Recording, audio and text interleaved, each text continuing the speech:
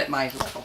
But this this scale. is a So scale. if you're doing this scale, what I would recommend, and this has been trial and error, we used to feed quite often. Now we feed once a week. Okay. And what happens then is the worms will eat the food, and rather than feed them right away as soon as the food's done, they're going to have to go through it again. And so you get much finer castings because we used to find chunks of food that hadn't been eaten because, of course, they're going to take the fresh stuff. Right. And so now what we're finding is every week they're hungry, they're looking for food, but they're not trying to get out. Yeah, okay. So you have to just watch them, and it takes a while to get used to. Everyone's going to have a different type of bin. Everyone has different food sources. Sure. But the key is to have them really have to work at getting as much as they can out of the food you've given them. So that's one advantage of the grains.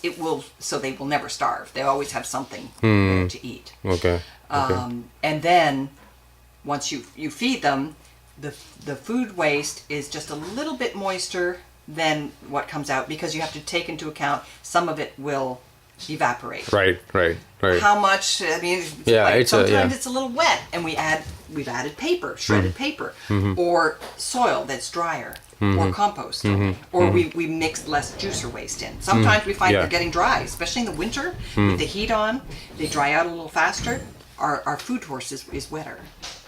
Goldilocks again. Yeah. And to begin with, how much quantity do we put in of that stuff that we pre-prepare the food and everything? How much? How much quantity do we start with? Today we're putting in 4.9 pounds in one of those trays that you saw. Okay, 4.9 pounds. Just happened. Usually it's between 4.2 and 4.9 pounds. Okay. Because I mixed 6 buckets. How did I get to 6 buckets for 26 bins? And then along with that, the other things are, so food waste is one, then paper. So all together, what are worms working on exactly? How much are they producing at the end of the day, or how much are you able to harvest out of the 4.6 pound or whatever it is? We harvest approximately, again it varies, but I would say,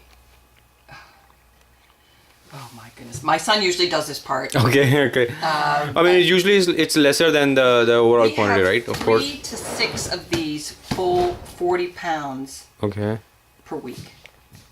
Okay. So imagine 120 to 200 pounds a week we harvest. Okay. And hypothetically, for 1 pound, there is a specific number, or there's a specific number of worms you need, right? That's how it works, right? Right. You don't want to put in too many worms, is what I'm trying to ask, Exactly. right? And so if you're not too starting less. a bin this size, right. This would take about 1,000 worms, which is 1 pound of worms. 1 pound of worms. And how many pound did you say this was? This is a 10-gallon tote. 10 gallon. Okay. So if anyone wants to do the math on that, go ahead. Okay. Gotcha. Sounds good.